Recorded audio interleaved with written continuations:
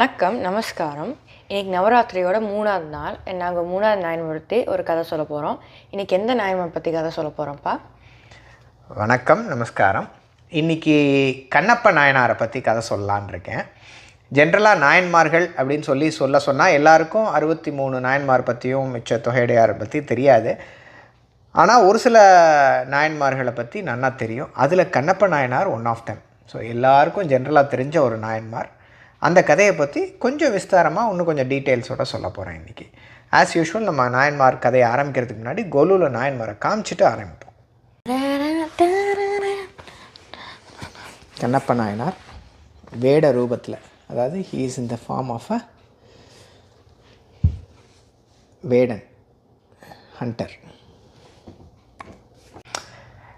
கண்ணப்ப நாயனாரை பற்றி நான் ஏற்கனவே எல்லாருக்கும் நிறைய விஷயங்கள் அது தெரிஞ்சிருக்கும். இருந்தாலும் இன்றைக்கி அந்த கதையை பற்றி திருப்பி விஸ்தாரமாக சொல்ல போகிறேன். ஸோ கண்ணப்பரை பற்றி, கண்ணப்பர் பக்தியின் உச்சத்தை சொல்லணுன்னா கண்ணப்பரோட பக்தி தான்.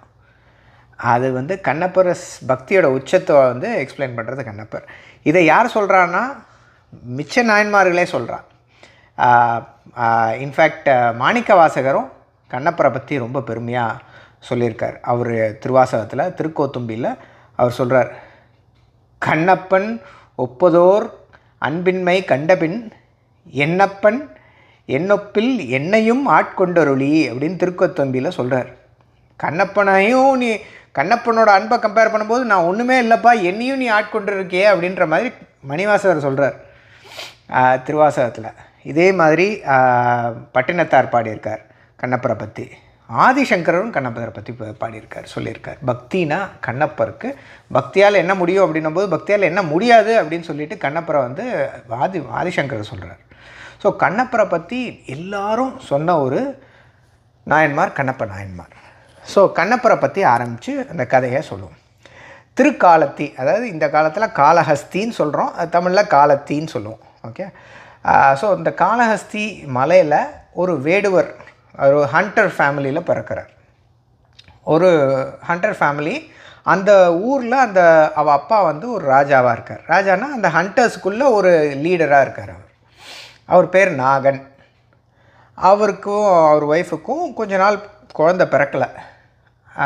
கொஞ்ச நாள் கழித்து ஒரு குழந்தை பிறக்கிறது. அந்த குழந்தை பிறக்கும்போது குறி என்ன சொல்கிறான்னா, அந்த குழந்தை 16 வருஷம்தான் வாழும் அப்படின்னு சொல்லிட்டு குறி சொல்கிறான்.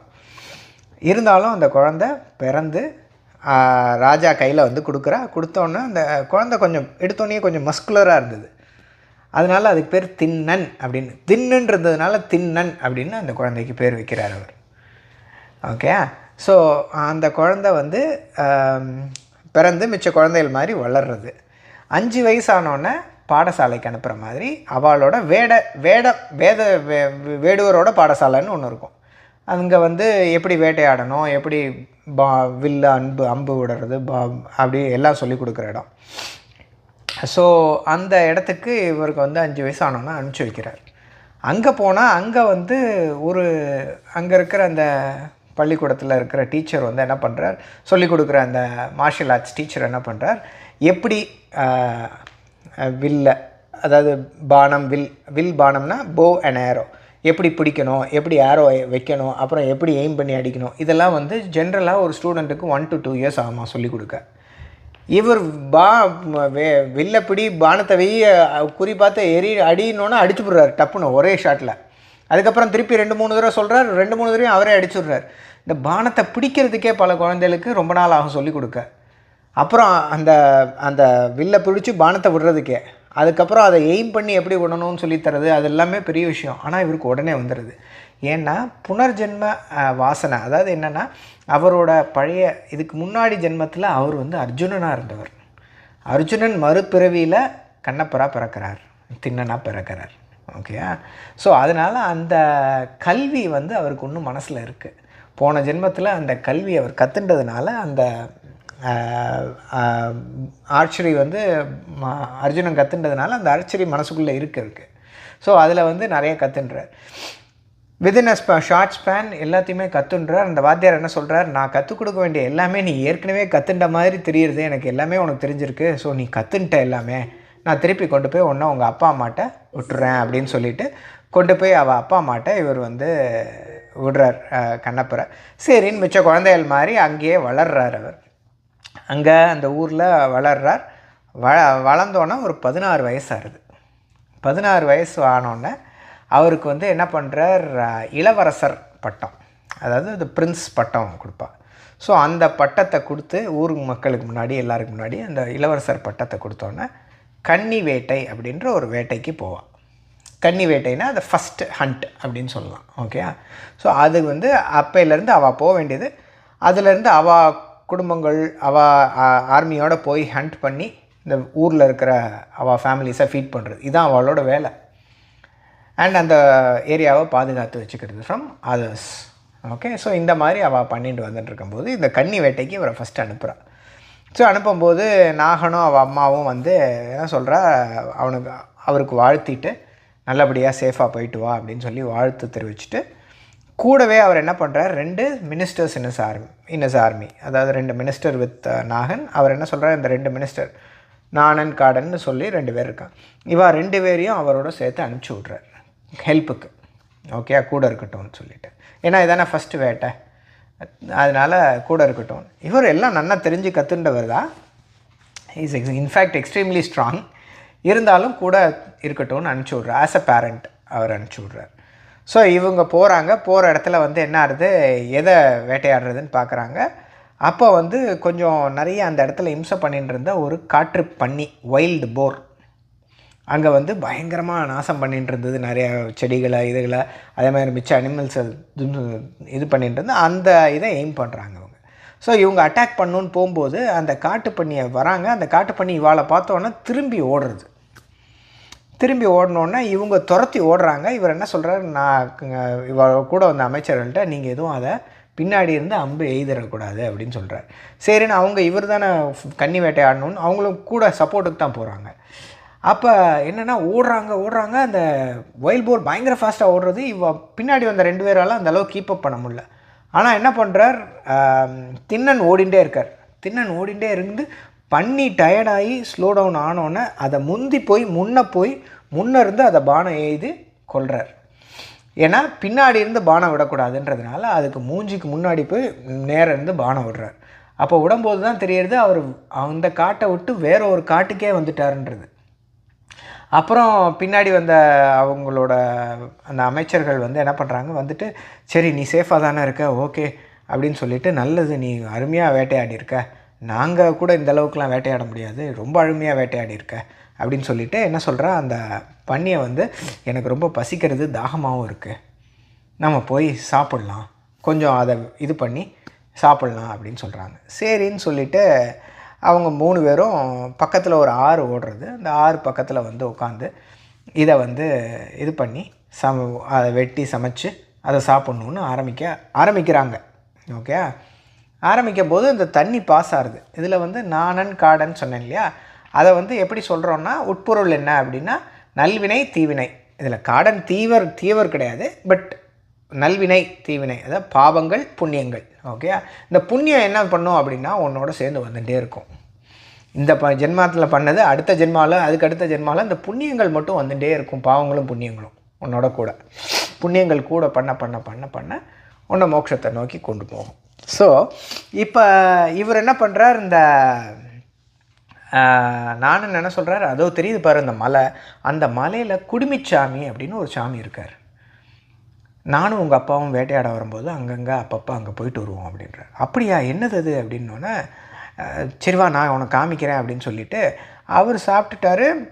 திண்ணன் வந்து சாப்பிட்றதுக்கு முன்னாடி அவருக்கு என்னன்னு பார்க்கணுன்ற ஒரு ஆர்வம், தண்ணி தாகமாக இருந்தது, தண்ணி குடிக்கலாம் ஆரம்பித்தார். அதுக்கப்புறம் இது சொன்னோன்னே சரின்னு கிளம்பிடுறார். சரிவா நம்ம போகலாம் அப்படின்னோடனே காடன் என்ன சொல்கிறார், நான் இந்த இதை எடுத்துகிட்டு நான் ஊருக்கு உங்களுக்கு கொஞ்சோண்டு வச்சிடுறேன், இங்கே எடுத்துன்னு நான் ஊருக்கு கொண்டு போயிடுறேன் இதை அப்படின்னு சொல்லிட்டு அவர் அதை ஊருக்கு கொண்டு போயிடுறார் வேட்டையாடினதை. இந்த என்ன பண்ணுறார் இவர், திண்ணனும் நாணனும் என்ன பண்ணுறா, மலை மேலே போனோன்னா அங்கே ஏறும்போதே இவருக்கு வந்து ஒரு உடம்பு வந்து ஒரு விதமாக டிஃப்ரெண்ட்டாக இருக்குது. அப்போ இவர் கேட்குறாரு, எனக்கு ஒரு மாதிரி இருக்கே, இந்த மலையில் ஏறும்போதே எனக்கு உடம்பு ஒரு மாதிரி வேறு மாதிரி இருக்கே, எனக்கு வேறு ஒரு ஃபீலிங் இருக்கே அப்படின்னு கேட்குறாரு. உடனே அவர் எனக்கெலாம் ஒன்றும் இல்லை அப்படியே தான் இருக்குன்றார். வேறு ஏதோ சப்தங்கள் என் காதில் கேட்டுருக்கே அப்படின்னு கேட்குறார். உடனே அவர் சொல்கிறாரு, இல்லையே எனக்கு எதுவும் சப்தங்கள் கேட்கலையே அப்படின்னோன்னா, அந்த ஒரு level of union with cosmos வரும்போது இந்த காஸ்மஸில் இருக்கிற சவுண்ட்ஸ்லாம் கொஞ்சம் கொஞ்சம் கேட்க ஆரம்பிக்கும். ஸோ இதில் என்ன சொல்ல வராருன்னா, அந்த he becomes one with the யூனிவர்ஸுன்றத அந்த இதில் சொல்ல வர்றார் இந்த கதையில், இந்த இடத்துல. ஸோ அப்படி தோன்றுறது. உடனே சரின்னு இவர் என்னன்னு தெரியாமல் உள்ளே மேலே ஏறி போயின்ட்டுருக்கார். அங்கே போனோன்னா அங்கே குடுமிச்சாமி ஒரு சிவலிங்கம் இருக்குது. அதை பார்த்தோன்னா அப்படி ஒரு அலாதி அன்பு பிரியம் கண்ணப்பருக்கு. ஓகே, இப்போ வந்து அந்த சுவாமியை பார்த்தோன்னா அப்படியே போய் கட்டி தழுவிக்கிறார். அது என்னமோ அவருக்கு ரொம்ப நாள் பழகின மாதிரி ஒரு இது, அந்த ஜென்மாந்திர தொடர்புன்ற மாதிரி அந்த ஜென்மாந்திர தொடர்பில் அவர் போய் கட்டி தழுவிக்கிறார். கட்டி தழுவிண்டு அந்த சுவாமியை இது பண்ணிட்டு அப்படிமோ ரொம்ப வருஷம் கழித்து பார்த்த மாதிரி ஒரு ஃபீலிங்கோடு அவர் பிஹேவ் பண்ணுறார். அப்போ என்ன ஆகுது, நானும் என்ன சொல்கிறான், சரி வந்தாச்சு பார்த்தாச்சு போக வேண்டியதான், இனிமேல் இங்கே இருக்கக்கூடாது அப்படின்னோன்னா, இல்லை நீ போ, நான் வரல, நான் இங்கே தான் இருக்க போகிறேன் அப்படின்னோன்னா, நான் உங்கள் அப்பா அம்மாட்ட சொல்ல போகிறேன் நீ இங்கே தான் இருக்கேன்னு சொல்லிவிட்டு, சரி நீ போய் சொல்லிக்கோ, பட் நான் இங்கே தான் இருப்பேன், என்னால் இங்கேருந்து வர முடியல அப்படின்றார் கண்ணப்பர். ஓகே, திண்ணன் சரின்னு சொல்லிவிட்டு இந்த சுவாமிக்கு உனக்கு நான் காவலாக இருக்கேன் அப்படின்றார். யாருக்கு? சுவாமிக்கு இவர் காவல். ஓகே, சரியா, காவலாக இருப்பேன், உன்னோடையே தான் இருப்பேன், காலம்புரை போய் வேட்டையாடிட்டு உனக்கு எதாவது சாப்பிட கொண்டு வரேன், எனக்கும் சாப்பிட்றதுக்கு உனக்கும் சாப்பிட்றதுக்கு கொண்டு வரேன் அப்படின்றார். சரின்னு சொல்லிவிட்டு இவர் அங்கேயே இருக்கார். ஓகே, சுவாமி பக்கத்துலேயே நைட்டு ஃபுல்லாக இருக்கார். காலம்புரை ஆறுது. காலம்புரை ஆனோன்னா சரின்னு கிளம்பி போய் வேட்டையாட போகிறார். வேட்டையாடி ஏதாவது உணவு கொண்டு வர்றதுக்கா. ஸோ வேட்டையாட போயிடுறார். அந்த டைமில் சிவகோச்சாரியர்னு ஒரு சிவாச்சாரியார், அவர் பேர் சிவகோச்சாரியார். அவர் என்ன பண்ணுறார், அந்த சுவாமிக்கு ரெகுலராக பூஜை பண்ண வேண்டியது அவரோட கடமையாக அவர் லைஃப் வாழ்ந்துட்டுருக்கார். காலம்பரை டெய்லி மலையில் ஜலம் எடுத்துன்னு வந்து சுவாமிக்கு புஷ்பம் எடுத்துன்னு வந்து நைவேத்தியத்துக்கு சாதம் அதெல்லாம் எடுத்துன்னு வந்து சாதம் பருப்பு எடுத்துன்னு வந்து என்ன பண்ணுவார், சுவாமிக்கு அபிஷேகம் பண்ணி பூக்கள் போட்டு தீபம் காமிச்சு நைவேத்தியம் பண்ணி இது பண்ணிவிட்டு ஆர்த்தி காமிச்சிட்டு அவர் சுவாமியை தரிசனம் பண்ணிட்டு கும்பிட்டுட்டு அவர் போயிடுவார். ஸோ இந்த மாதிரி அவர் கண்ணப்பர் போன டைமில் அவர் பண்ணிவிட்டு போயிடுறார்.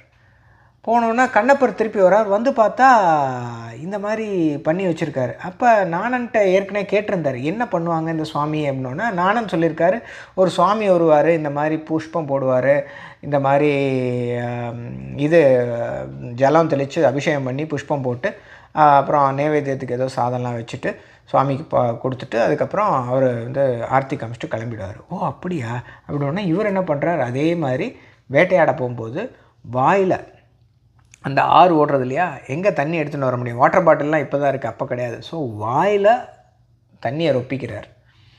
பூவெல்லாம் பிரித்து தன்னோட கொண்டையில் சொருகிக்கிறார், தன்னோட முடியில் சொருகிக்கிறார். சொருகிண்டு அதுக்கப்புறம் வேட்டையாடின மாமிசத்தை இது பண்ணி அதில் கடித்து பார்க்குறார். எந்த போர்ஷன் டேஸ்டியாக இருக்கோ அந்த போர்ஷனை அப்படியே வச்சுட்றார்.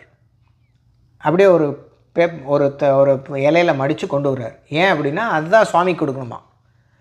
ஓகே, அதை கொண்டு சுவாமிக்கு முன்னாடி வச்சுட்டு இந்த இலை தலையெல்லாம் தள்ளி விட்டுட்டு இவர் என்ன பண்ணுறார், சுவாமிக்கு வாயால் அந்த உமிழ்நீரை வச்சு, உமிழ்நீர்னால் எச்சல்ன்றோம் இல்லையா, அந்த தண்ணி வாய்க்குள்ளே இருக்கிறதுனால அதை உமிழ்நீரோடு கலந்த ஜலத்தை சுவாமிக்கு அபிஷேகமாக விடுறார். விட்டுட்டு அந்த தலையில் இருந்த பூவெல்லாம் போடுறார். போட்டுட்டு சுவாமிக்கு இங்கே கீழே என்ன பண்ணுறார், அந்த மாமிசத்தை வைக்கிறார் நைவேத்தியமாக வச்சுட்டு சுவாமிகிட்ட வேண்டிட்டு சுவாமியோட இருக்கார். அடுத்த நாள் காலம்புற திருப்பி சிவகோச்சாரியார் வரார். வந்தோன்னே என்ன இதை அது அமர்க்கலாம் இங்கே, அவருக்கு பார்த்தோன்னா அவரால் தாங்கிக்கவே முடியல, இது என்ன ரொம்ப மோசம் அப்படின்னு சொல்லிட்டு எல்லாத்தையும் உதறி தள்ளி எரிஞ்சிட்டு அவர் சுவாமிக்கு அங்கே ஒரு கும்பாபிஷேகமே பண்ணிடுறார். அந்தளவுக்கு சுவாமியை கம்ப்ளீட்டாக க்ளீனப் பண்ணி எல்லாம் பண்ணி புண்ணியாவாச்சனம் பண்ணி சுவாமியை திருப்பி அபிஷேகம் பண்ணி இதுபெல்லாம் பண்ணி அவர் புஷ்பம் இதெல்லாம் போட்டு நீட்டாக வச்சுட்டு திருப்பி போயிடுறார். திருப்பி அடுத்த நாள் இதே நடக்கிறது. அப்போ சிவகோச்சாரியாருக்கு ஒரு 2-3 நாள் ஆறுது. இதே நடந்தோன்னா சிவகோச்சாரியாருக்கு ஒரு ரொம்ப மனசஞ்சலம் ஆகிடுறது. போய் படுத்துக்கிறார். படுத்துட்டு சுவாமியை எனக்கு ஏன் இந்த மாதிரி ஒரு சோதனை, ஏன் இந்த மாதிரி நடக்கிறது உனக்கு அப்படின்னு நினைக்கிறார். அப்போ அந்த சிவகோச்சாரியாரோட கனவுல சுவாமி சொல்கிறார், நீ நாளைக்கு வா, பூஜையை பண்ணு, உனக்கு என்னோடய பக்தனை இப்போ காமிக்கிறேன், அவனோட பக்தியை உனக்கு காமிக்கிறேன், நீ உடனே கிளம்பி கீழே போயிடாத, அங்கே மறைஞ்சு நின்று பாரு அப்படின்னு சுவாமி வந்து அவரோட கனவுல சொல்கிறார். திடுக்கிட்ட சிவகோச்சாரியார் எப்படா கிளம்புற வரும்னோன்னா காலம்புற வந்தோன்னே திருப்பி அந்த யாரோ ஒரு பக்தனை பற்றி சொல்கிறார்ல சுவாமி, அந்த பக்தனை வந்து மனசில் நினச்சிக்கிறேன். இவ்வளோ நாள் நான் பூஜை பண்ணிட்டுருக்கேன், இவ்வளோ நாள் வராத சுவாமி அவனை சொல்கிறதுக்கோசரம் என்கிட்ட வந்து என்னோடய கனவுல வந்து சொல்லிட்டு போயிருக்கார் அப்படின்னு சொல்லிட்டு அவர் பார்க்குறார். பார்த்துட்டு நினச்சின்ட்டு சுவாமியை தரிசனம் பண்ணிட்டு திருப்பி சுவாமியை மனசில் நினச்சிட்டு திருப்பி போய் சுவாமிக்கு அபிஷேகம் பண்ண போகிறார். எல்லாம் போய் அவர் அபிஷேகம் பண்ணி முடிச்சுட்டு வந்துடுறார். அதுக்கப்புறம் திண்ணன் அதாவது கண்ணப்ப நாயனார் திண்ணன் வரார். வந்து அவர் பண்ண வேண்டிய விஷயங்கள்லாம் அவர் பண்ணுறார். பண்ணி முடிச்சுட்டு சுவாமி பக்கத்தில் அப்படியே உட்காந்துக்கிறார். திடீர்னு பார்த்தா சுவாமியோட வலது கண்ணில் இருந்து ரத்தம் வருது. இது எல்லாத்தையும் சிவகோச்சாரியார் அங்கே ஒழிஞ்சு நின்று பார்க்குறார். ஓகே, அப்போ அந்த வலது கண்ணிலேருந்து ரத்தம் ஒழுகுறது சுவாமியோட வலது கண்ணில். ஒன்று என்ன பண்ணுறதுன்னு தெரில. இவர் ஒன்று தண்ணி கிண்ணி ஏதாவது போய் எடுத்துகிட்டு வந்து ஊதி அதெல்லாம் தொடச்சி பார்க்குறார், கொட்டுறது ரத்தம் நிற்க மாட்டேங்கிறது. சரின்னு போய் இவர் வேடர் தானே, ஹண்டர் தானே, அங்கே இருக்கிற க்ரீன்ஸ், அங்கே இருக்கிற எந்த செடிகள்லாம் வந்து புண்ணுக்கு போடலாம் அந்த மாதிரி விஷயங்களுக்கு போடலான்னு போய் எடுத்துன்னு வந்து அதெல்லாம் வச்சு பார்க்குறாரு. ஒன்றுமே நிற்கலை. என்ன பண்ணுறார், திஸ் பாயிண்ட்டை ஊனுக்கு ஊன் கொடுப்பதுன்னு அவரோட வாத்தியார் சொல்லி கொடுக்குறார். அதனால் என்ன சொல்கிறார், கண்ணுன்னா என்னோடய கண்ணை தரேன்னு சொல்லிவிட்டு கொஞ்சம் கூட சிந்திக்காமல் அவரோட அம்பை எடுக்கிறார். கண்ணை குத்தி அந்த கண்ணை எடுத்து அந்த வலது கண்ணில் வைக்கிறார். சுவாமியோட வலது கண் வச்சோன்னா அங்கே ரத்தம் கொட்டுறது நின்று போயிடுச்சு. உடனே சந்தோஷமாயிடுறார். கொஞ்சம் நேரம் கழித்து அடுத்த கண்ணிலேருந்து ரத்தம் கொண்டுறது, இடது கண்ணிலேருந்து ரத்தம் கொண்டுறது. அப்போ இடது கண்ணிலேருந்து ரத்தம் கொட்டும்போது இவருக்கு வந்து இந்த தடவை ரொம்ப மன சஞ்சலப்படலை. ஏன்னா இவருக்கு சொல்யூஷன் தெரிஞ்சிடுது. ஒரு கண் எடுத்து வச்சோன்னா சரியாக போயிடுது இல்லையா, ஸோ அதனால் இந்த கண் இருக்கே அதை வச்சிடலான்னு. ஆனால் வைக்கும்போது எப்படி வைக்கிறது சுவாமிக்கு, நான் இந்த கண் எடுத்துட்டேன்னா எங்கே இருக்குதுன்னு தெரியாதே அப்படின்னு சொல்லிவிட்டு என்ன பண்ணுறார், தன்னோட பாதத்தை இந்த காலனி அதாவது செப்பல் போட்டுருக்க ஒரு பாதம், அந்த பாதத்தை எடுத்து சிவனோட நெத்தியில் சென்டரில் வைக்கிறார். இப்படி அது இடது கண் இருக்கு இல்லையா, அங்கே வைக்கக்கூடாது, சென்டரில் வைக்கிறார். இப்படி சென்டரில் வச்சுட்டுறார். இவர் இடது கண்ணை போய் அப்படி திருப்பி அம்பை வைக்க போகிறார். அங்கேருந்து ஒரு கை பிடிக்கிறது வந்து அந்த கையில் வளையல் இருக்குது. அந்த கையில் வளையல் இருக்கு. கொஞ்சம் சிவன் லேட்டானாலும் லேட் ஆகிடுச்சுன்னா குழந்தையோட கண்ணு போயிடுமேன்னு சொல்லிவிட்டு கண்ணப்பா அப்படின்னு சொல்லிவிட்டு அம்பாள் வந்து கண்ணப்பரோட கையை பிடிச்சிடுறா.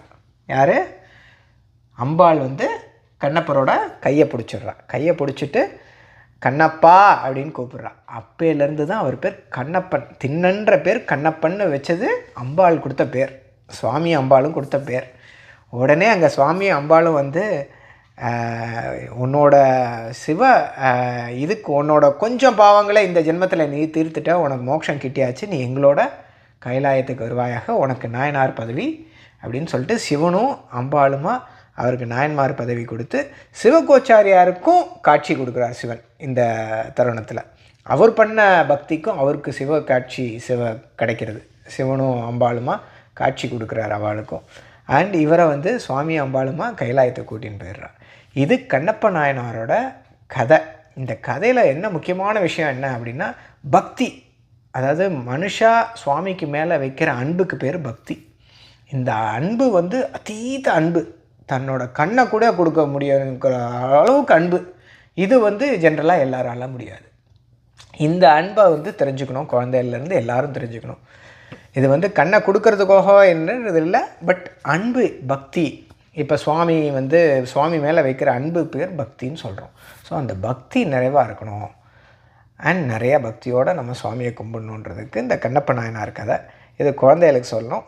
இன்னொரு சின்ன விஷயம் இதில் என்னென்னா, இப்போ மதுரையில் அரவிந்த் ஐ கேர் சிஸ்டம்னு ஒரு பெரிய ஐ கேர் ஹாஸ்பிட்டல் இருக்கு இல்லையா, அங்கே வந்து கண்தானம் அப்படின்றதுக்கு கண்ணப்ப நாயனாரோட ஃபோட்டோ அண்ட் இதை தான் பிரதானமாக வச்சுருக்கா. அவள் கண்ணப்பர் அந்த காலத்திலே கண்தானத்தை பற்றி சொல்லியிருக்கான்ற மாதிரி அவள் அதையும் காமிக்கிறார். ஒரு நல்ல விஷயம் சொல்கிறதுக்காக சொல்கிறேன். பட் இங்கே வந்து பக்தி, அந்த பக்தியோட உச்சம் கண்ணப்ப நாயனார். ஸோ அதை சொல்கிறதுக்கு தான் இன்றைக்கி கதை கொஞ்சம் லாங்காக இருந்தாலும் இது ரொம்ப அருமையான கதை. ரொம்ப நன்றி. பிடிச்சிருந்ததா?